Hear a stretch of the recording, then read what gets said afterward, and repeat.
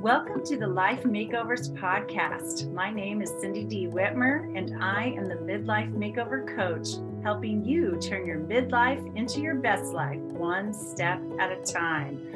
Through powerful conversations, my own midlife roller coaster story, and over 3 decades of helping people transform their lives through counseling and coaching, I am on a mission to help you create your own definition of success and happiness.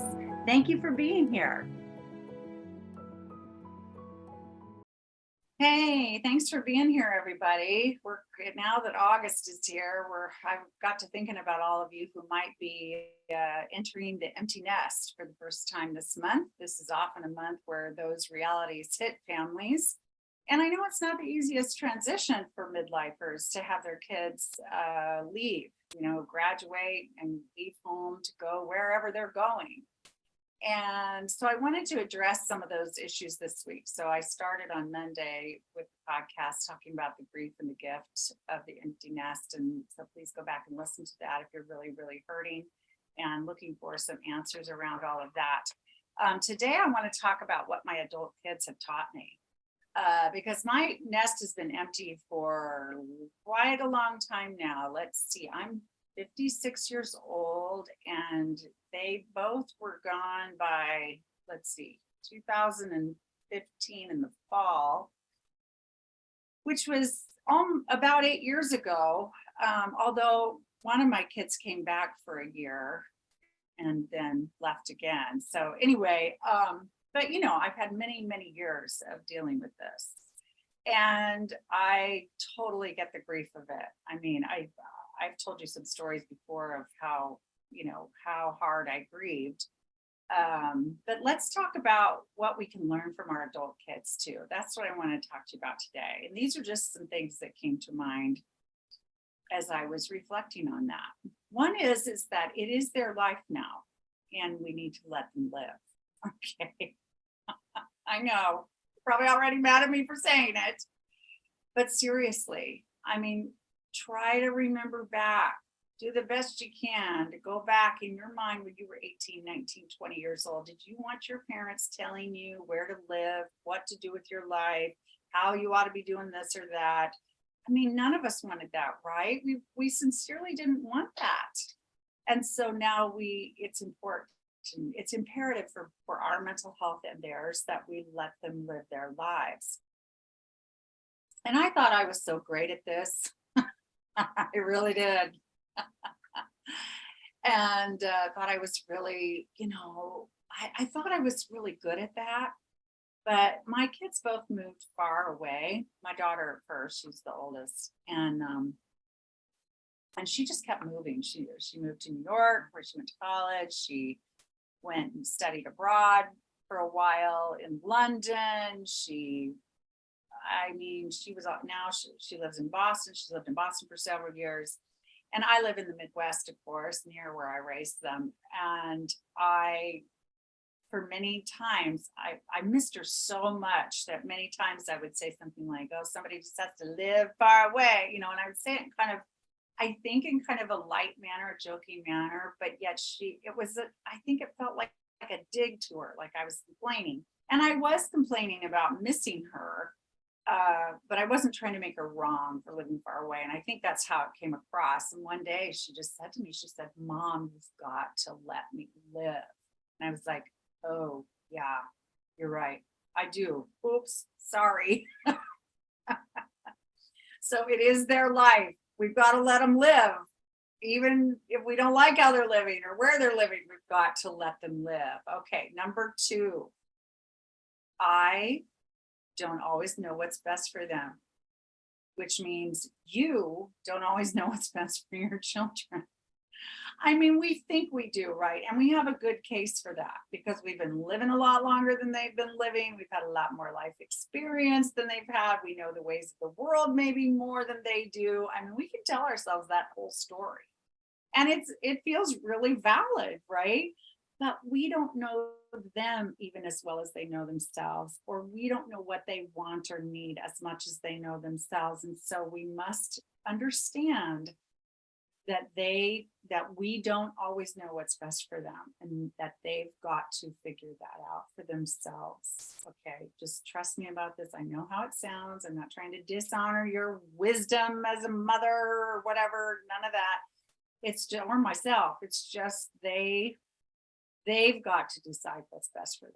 That's what has to happen for them to launch. So, okay, number 3, our relationship is equal, adult to adult. Now, I can just hear you. I can hear you right now disagreeing with me, rebelling against what I'm saying. Maybe you think I'm nuts for saying so. But what I mean by this is that, and I mean, I love the respect for a mother and a respect for an elder and all that stuff. I love all that. But they are adults. They are young adults. They are much younger than us. That's always going to be true, of course, but they are adults, and they need to step into their adulthood, and we need to allow them to be adults, even though they're still our children. They'll always be our children.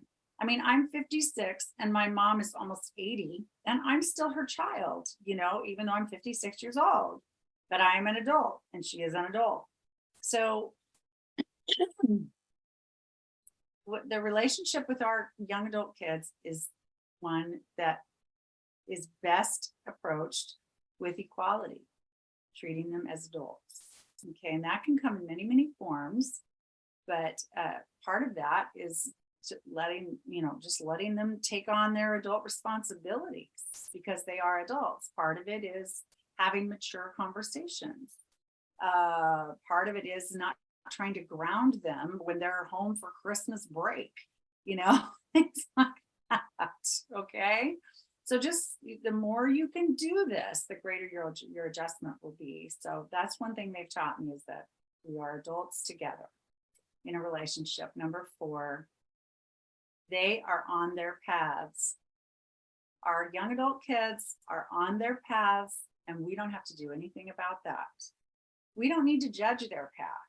We don't need to think we know the best way for them to go, as I mentioned earlier. They are going to have times when they fall down, just like we did, just like we still do. And it doesn't mean that they've done something wrong or that we need to rush in and rescue necessarily. And all of that, they're on their path as they're changing course. Maybe they're changing their major, maybe they're changing jobs, maybe they're not working for a while, maybe they're moving, maybe they're in these relationships you don't like.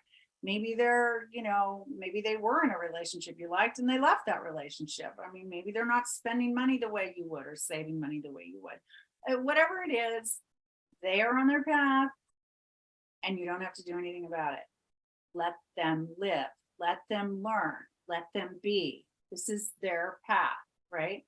And number 5, time together spent is a choice. It is not an obligation. Time spent together is a choice. It is not an obligation. They are not obligated to us to spend time with us right now. I mean, when your kids choose to come home and see you, to what you say, come home. Yeah, come home. When they come home for a weekend, or they come home for a holiday or for a break, or they want you to come see them, or they want to meet you somewhere, get together and have a gathering, whatever it is, recognize that that is a choice, and it's wonderful, right? That you all are choosing to spend time together, that it's fantastic, but it's not an obligation. They never signed on the dotted line to come to Earth and be your child, at least not as far as we know, right? In any real formal sense. And so they really don't owe us anything. We chose to be parents and raise them and do whatever we did in that capacity. And so it's very freeing to just recognize, okay, when we spend time together, it's a choice we're making together in our adult to adult relationship.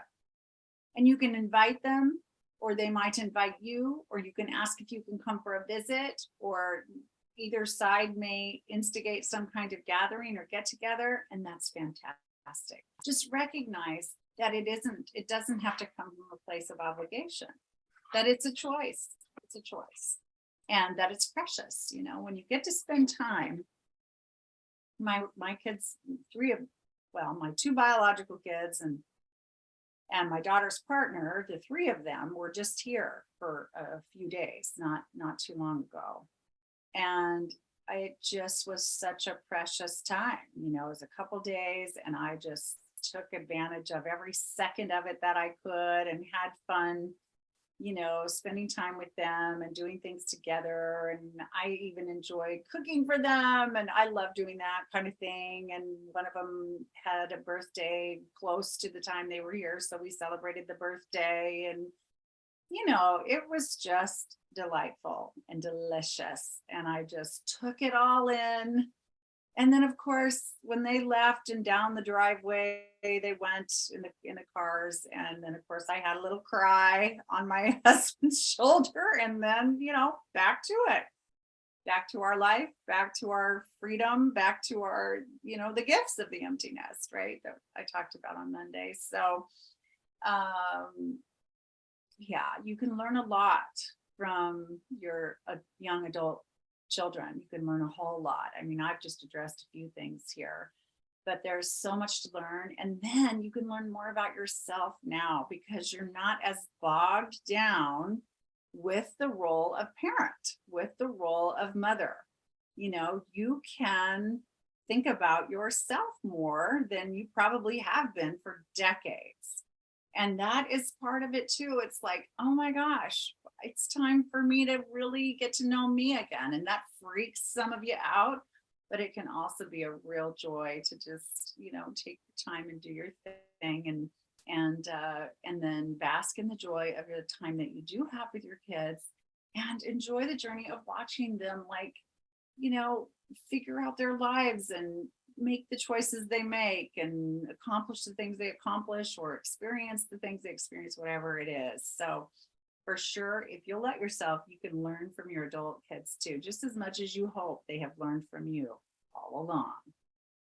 Thank you so much for listening to the Life Makeovers podcast. If you'd like to connect with me on social media, find out more about my coaching programs, or download my free ebook, The Midlife Makeover Method, The Secret to Loving Yourself Fully and Living on Your Terms, then head over to my website at www.cindydwhitmer.com and have a wonderful day.